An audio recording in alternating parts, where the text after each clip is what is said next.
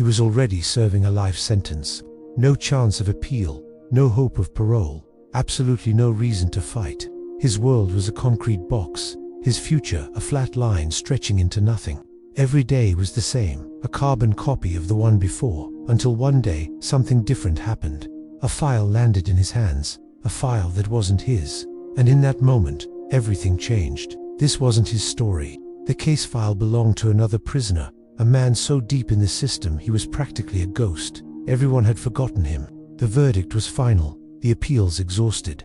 On paper, the evidence looked solid, a perfectly sealed conviction. But as he read through the pages, a strange feeling began to creep in. It wasn't an emotional reaction, not some dramatic burst of intuition. It was just a quiet, nagging sense that something was incorrect, a detail that didn't fit, a timeline that didn't quite add up. Now remember, this man wasn't a lawyer. He had no fancy degree, no legal team, no access to modern technology or expert witnesses. All he had was time, an endless, suffocating amount of it, and a small prison library filled with outdated law books and dusty manuals. But that was enough. He pulled the first book from the shelf and started reading. He read about procedure. He read about evidence. He read about precedents set decades ago. He wasn't just passing the time anymore. He was on a mission. Page by page, he began to deconstruct the case that had locked another man away, looking for that one thread that, if pulled, could unravel the whole thing. He spent weeks, then months, hunched over in his cell, comparing the official report to the witness statements, cross-referencing legal texts with the trial transcript. His own case was a lost cause, but this one felt different.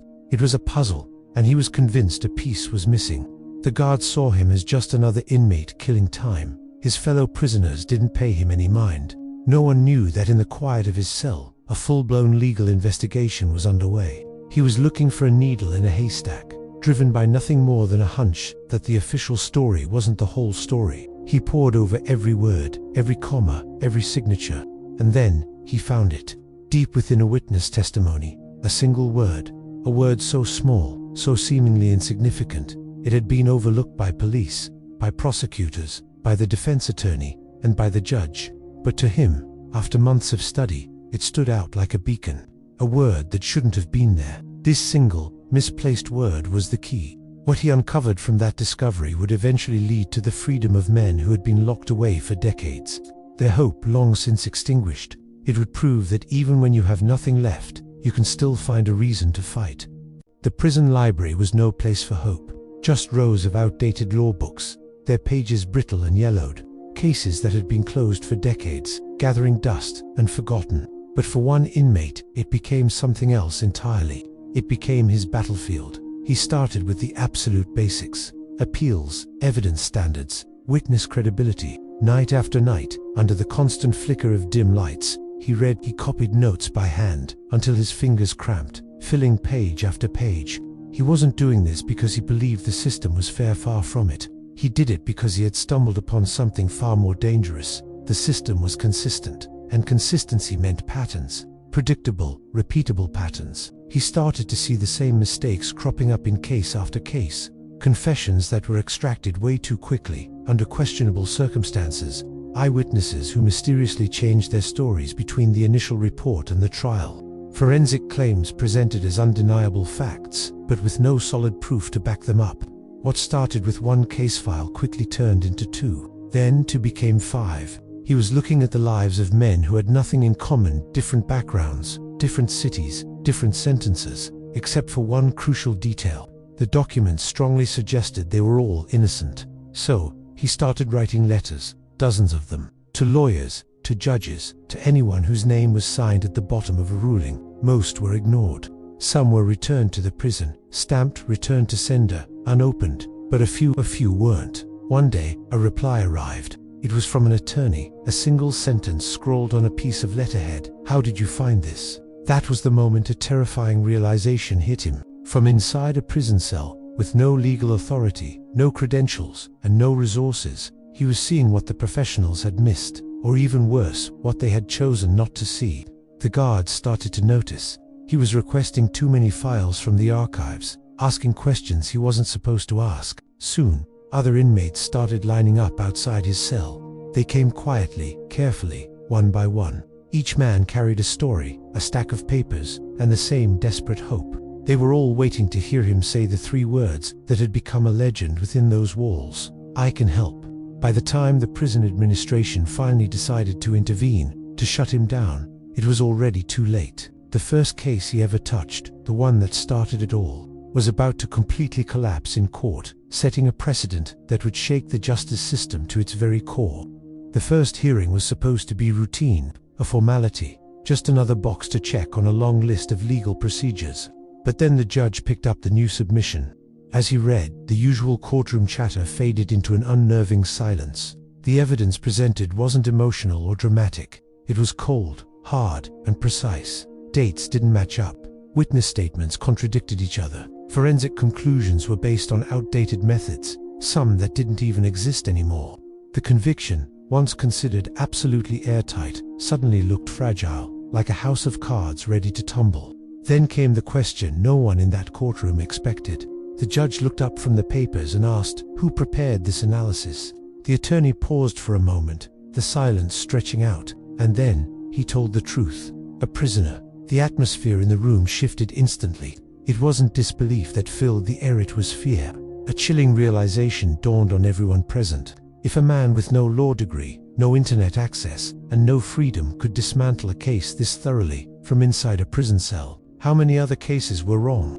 How many other lives were built on faulty foundations? The court didn't order an exoneration, not yet, but it did order a full review, and for the inmate whose meticulous work had started it all, that was enough. It was a crack of light in a world of darkness.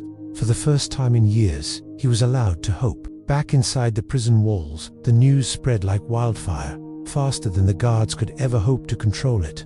Inmates who had long ago stopped counting the days started counting possibilities instead. Hope, a long-forgotten currency, was suddenly valuable again.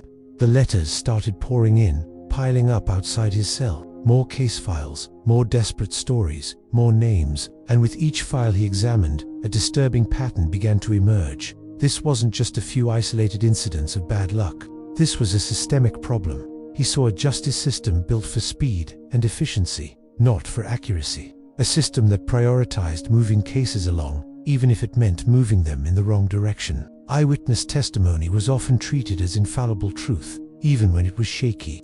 Confessions, sometimes obtained under immense pressure, outweighed glaring contradictions in the evidence. Prosecutors were rewarded for the number of convictions they secured, not for the accuracy of those convictions. And the appeals process.